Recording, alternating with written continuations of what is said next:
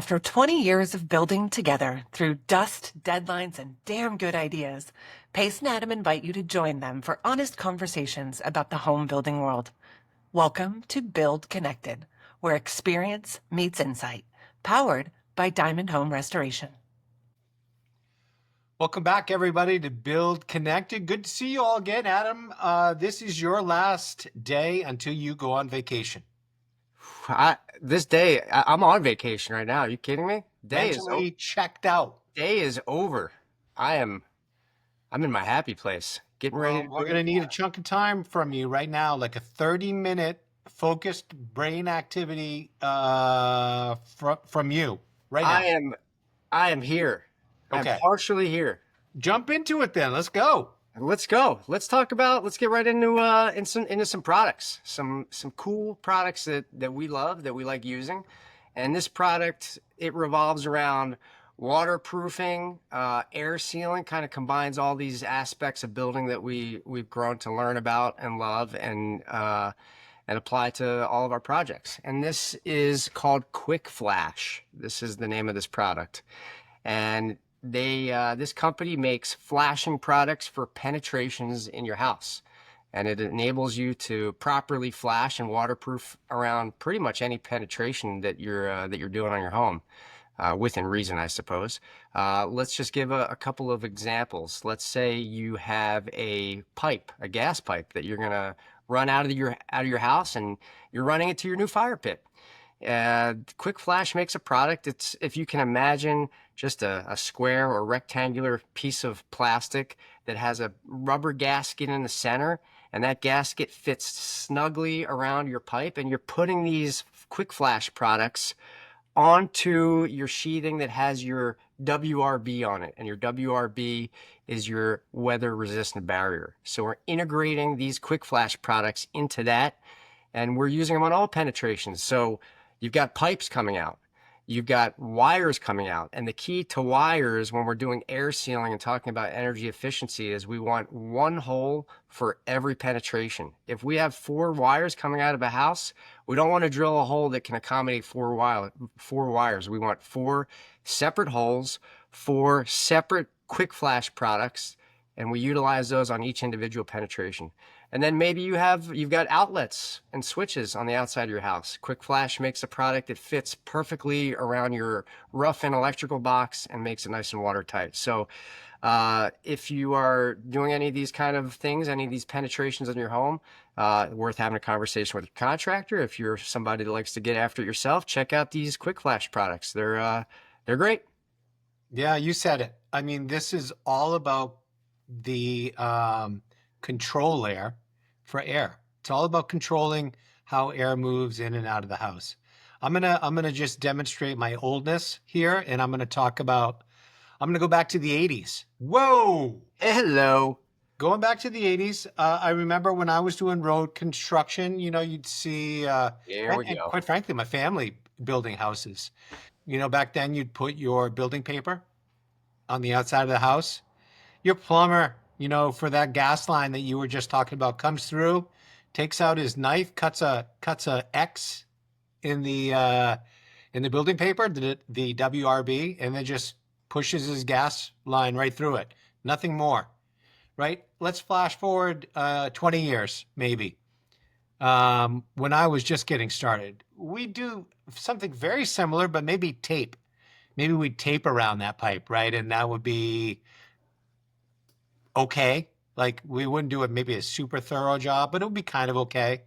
Now we've gone the full 9 yards, and we're using the Quickflash product and making that airtight around every penetration that comes into the house. And we use it as kind of a belt and suspenders approach, because we also do a sealant around our penetrations before we even apply those Quickflash products. But they're really a great use of a new product that's out there. Actually, I think they've been around for a little while, but check them out. Yeah, belt and suspenders, redundancy, 2 layers, 3 layers, peace of mind, all the same sort of thing, right? Absolutely. All right, let's move into last week my discussion on regulation ruffled a few feathers. It probably led to more questions than answers. So let's backtrack. I think for the next few weeks, I'm going to stay right here and talk about regulation. And I'm going to introduce a word which is directional, as just an approach, directional.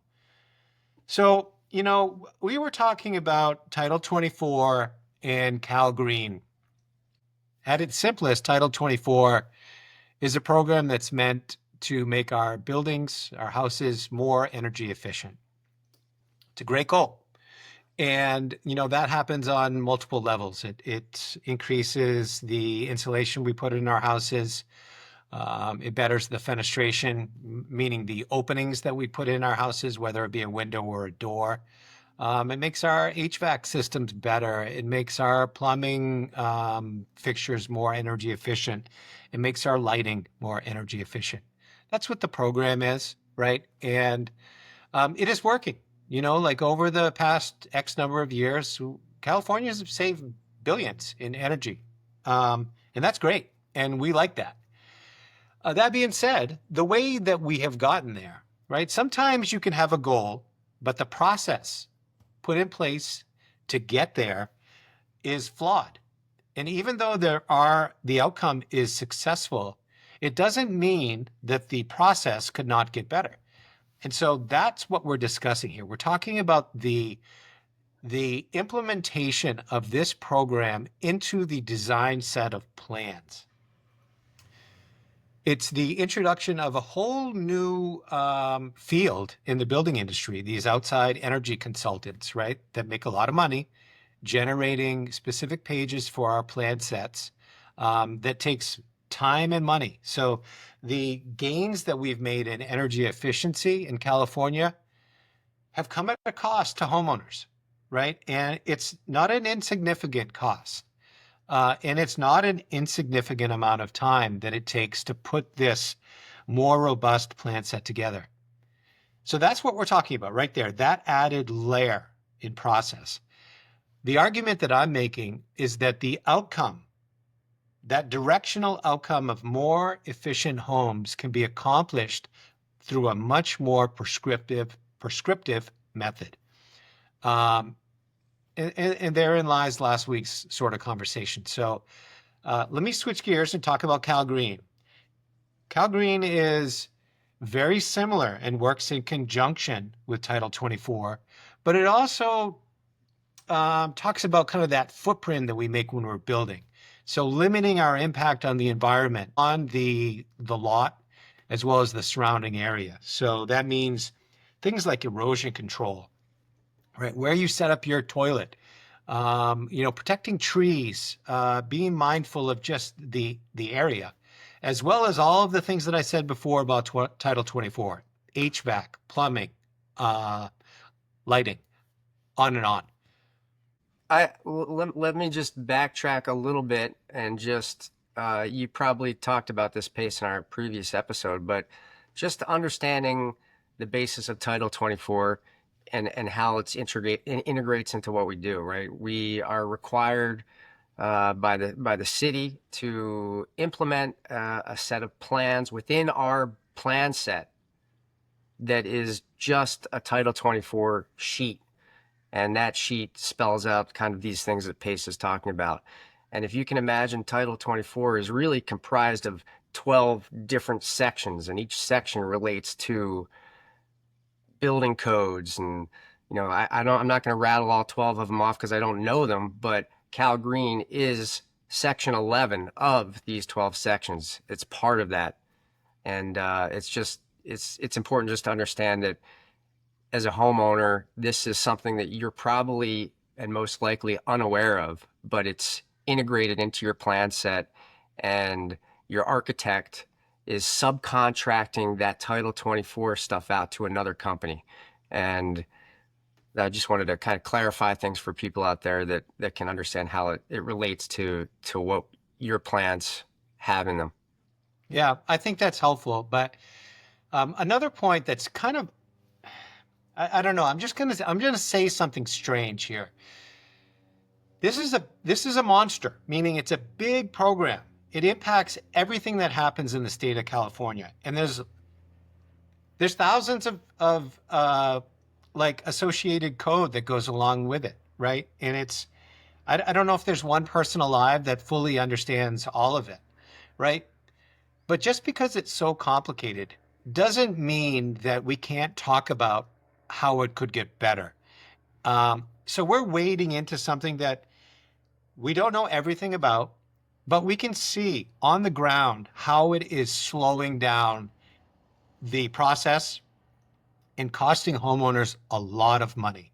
That's where we're kind of reaching out. I don't think that we're the experts on this, even though we have to use it every single day. What we're doing is we're having a discussion about how to turn the corner, how to directionally continue down that road of bettering the performance of our homes while making the process more efficient. That's the goal of what I'm talking about here. Really, that's simple. So Pace, let's start with one thing. Give us one thing in your mind that could make things a little bit simpler. Let's just, we'll check them off as we go through these podcasts. Maybe you'll have a little tidbit in Pace's mind. What would be that one thing? Well, I think directionally, if you just made the prescriptive code a little tougher, you could make the same gains.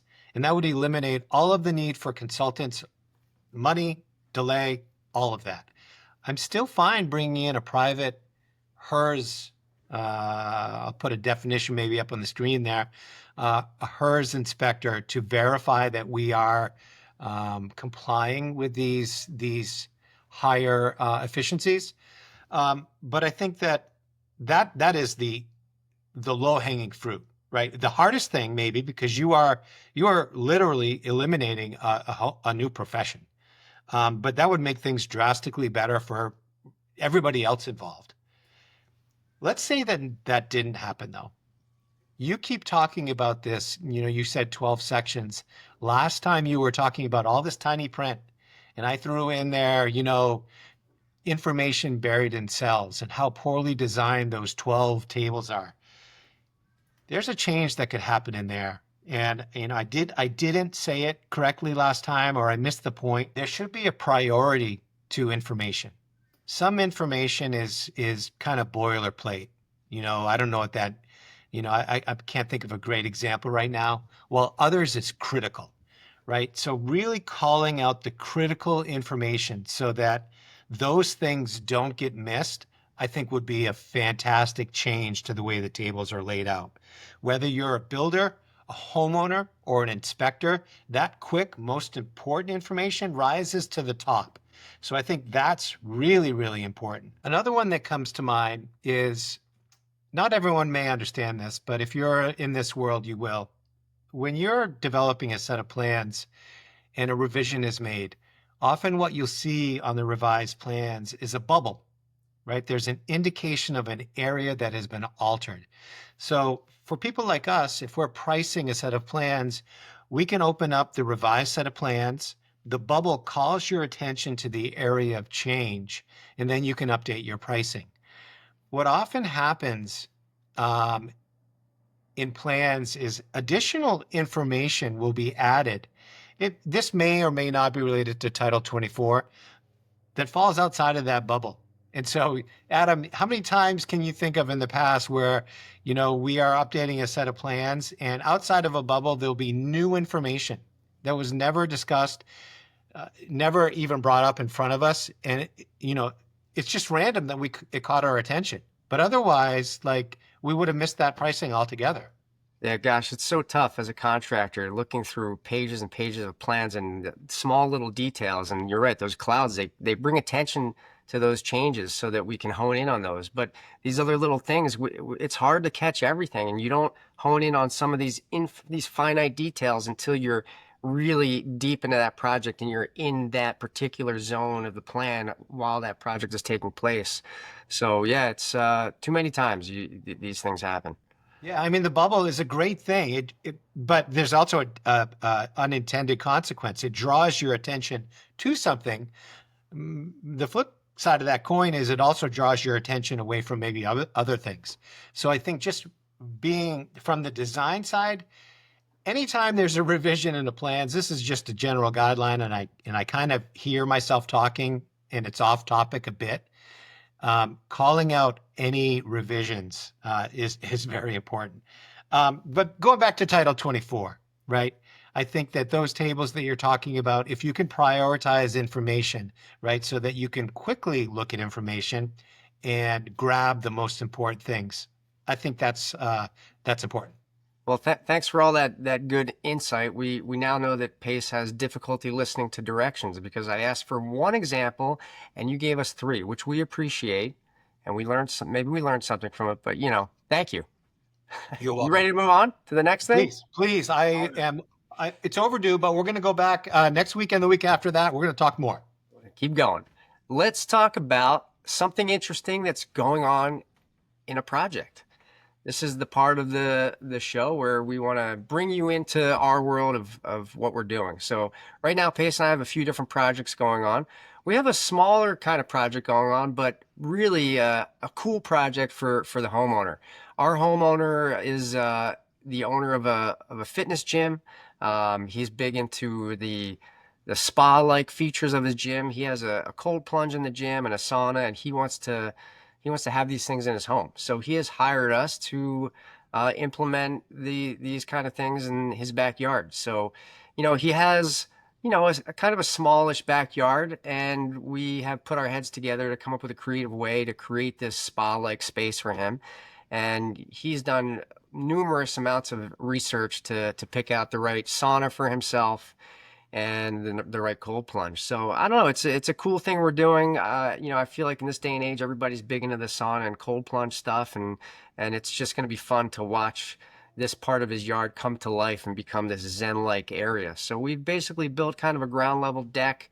It's about 3 steps up, and we've made it large enough to accommodate a fairly decent sized sauna. I think it holds 4 people.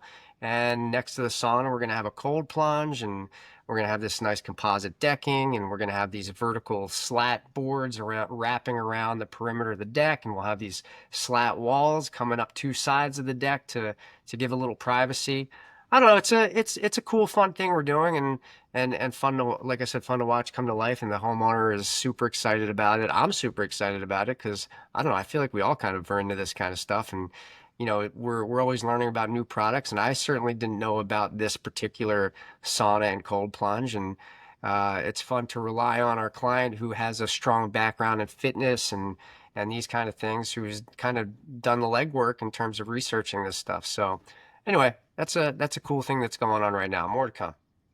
Yeah, I mean, both of these therapies are all the rage right now. We've got a sauna at home that my wife and I love, and at least once a month, I am asked to put in a cold plunge. So it's definitely a conversation that happens around here. You know what I'm reminded of, though? This might be before your time.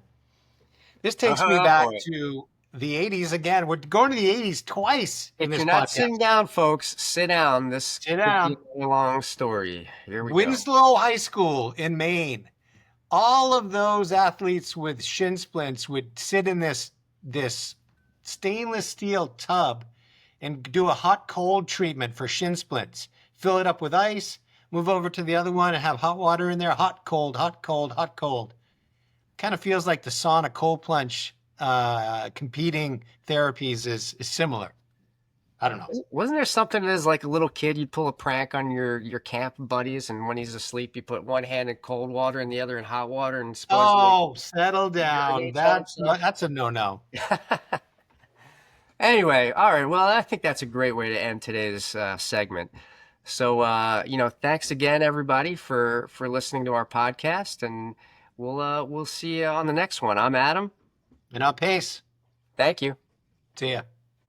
Thanks for joining us on Build Connected. For more stories, insights, and ideas, visit diamondhomerestoration.com or find us on Instagram and LinkedIn.